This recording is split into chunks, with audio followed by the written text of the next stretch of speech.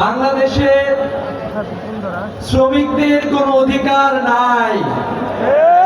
বারবার শ্রমিকদের স্বার্থ রক্ষার কথা বলে যারাই ক্ষমতায় গিয়েছে তারাই শ্রমিকদের অধিকারকে খর্ব করেছে। আমরা দেখেছি কোন কারখানায় শ্রমিকদের জন্য সুষ্ঠু পরিবেশ নিশ্চিত করা হয়নি। রানা প্লাজায় একই দিনে সহস্রাধিক শ্রমিকের জীবন সেখানে গিয়েছে, কিন্তু এর বিরুদ্ধে আমরা এখনো কোনো বিচার পাই নাই। বাংলাদেশের প্রত্যেকটা সেক্টরের শ্রমিকদের মৌলিক মানবাধিকারকে খর্ব করা হয়েছে। আমাদের দেশের শ্রমিকদের শ্রমকে একদল কুচক্রী মহল তাদের মুনাফায়ের হাতিয়ার বানিয়েছে। শ্রমিকদের ঘামের উপরে দাঁড়িয়ে, শ্রমিকদের রক্তের উপরে দাঁড়িয়ে তারা তাদের সম্পদকে কুক্ষিগত করার চক্রান্ত তারা নিয়েছে। আমরা বলতে চাই, আগামীতে বাংলাদেশে যেদিন সুষ্ঠু সরকার প্রতিষ্ঠিত হবে, যেদিন বাংলাদেশে আল্লাহর রাসূলের বিধান কায়েম হবে, সেদিন বাংলাদেশের শ্রমিকরা তাদের অধিকার পাবে। সম্মানিত উপস্থিতি, আমরা বলতে চাই, পৃথিবীতে অসংখ্য মানুষ শ্রমিকের অধিকারের কথা বলেছে। ইউএসএ থেকে শুরু করে রাশিয়া, চায়না সবাই শ্রমিকের অধিকারের কথা বলেছে, কিন্তু কেউ শ্রমিকের অধিকার রক্ষা করতে পারে না।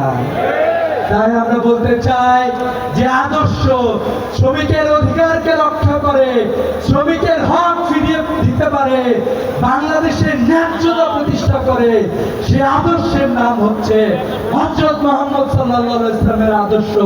সে আদর্শের নাম হচ্ছে ইসলাম। তাই আমরা বলতে চাই, আগামীর বাংলাদেশে যেদিন বাংলাদেশ দেশ প্রকৃত ন্যায়বান শাসকদের হাতে বাংলাদেশ যাবে, সেদিনে আমাদের অধিকার প্রতিষ্ঠিত হবে ইনশাআল্লাহ। সেই অধিকার প্রতিষ্ঠার জন্য সবচেয়ে শক্তিশালী ভাবে যে শ্রেণী অবদান রাখবে, সেই শ্রেণী হলো বাংলাদেশের শ্রমিক শ্রেণী।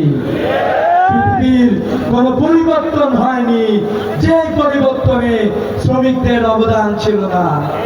আমরা দেখেছি সর্বশেষ জুলাই বিপ্লবে বাংলাদেশের ছাত্র জনতা যখন রাস্তায় নেমে এসেছিল, সেদিন সহস্রাধিক শ্রমিক, লক্ষ শ্রমিক বাংলাদেশের রাজপথে নেমে ফ্যাসিবাদকে বাংলাদেশে বিতাড়িত করেছে। তাই আমরা বলতে চাই, আগামীতে যারা শ্রমিকের অধিকার নিয়ে ছিনিমিনি খেলতে চান, তাদেরকে সতর্ক করতে চাই, ছাত্র এবং শ্রমিকদের ঐক্য আগামীতে আপনারা যেই মানুষের অধিকারকে খর্ব করেছেন, সেই অধিকার আদায়ের জন্য ছাত্র এবং শ্রমিকদের ঐক্য বাংলাদেশ প্রতিষ্ঠায় সামনে এগিয়ে আসবে ইনশাআল্লাহ।